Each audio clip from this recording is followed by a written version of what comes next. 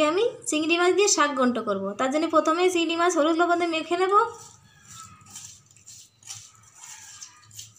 কড়াইতে প্রথমেই তেল দিয়ে দেব, দুটো শুকনো লঙ্কা, গোটা জিরে, একটা পেঁয়াজ কেটে রেখেছি দিয়ে দিলাম।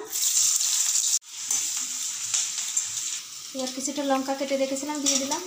পেঁয়াজটা হালকা করে ভেজে নিয়েছি। এবার যে মাছ হলুদ লবণ দিয়ে মেখে রেখেছিলাম এটাও দিয়ে দেবো।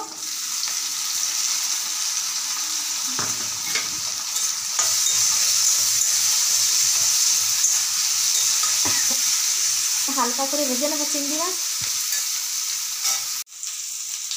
চিংড়ি মাছ পেঁয়াজ ভালো করে ভেজে নিয়েছি। এবার দিয়ে দেবো শাক ধুয়ে কেটে ভালো করে বেছে রেখে দিয়েছি, দিয়ে দেবো।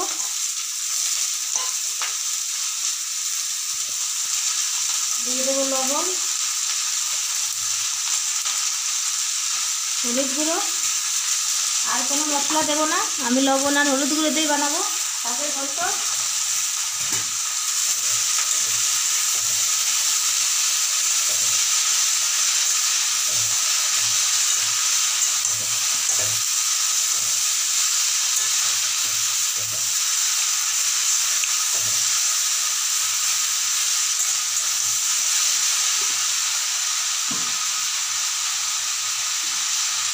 দিয়ে দেবো অল্প জল।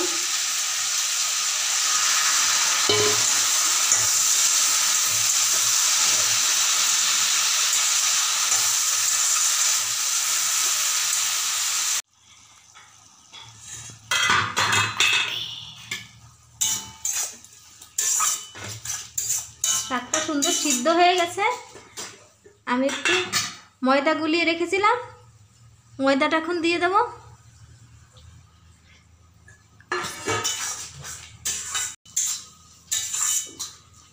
দোয়াতে যে জলটা ছিল সেটা শুকিয়ে সুন্দর একটা থকথকা হয়ে গেছে। এখন আমি নামিয়ে নেব।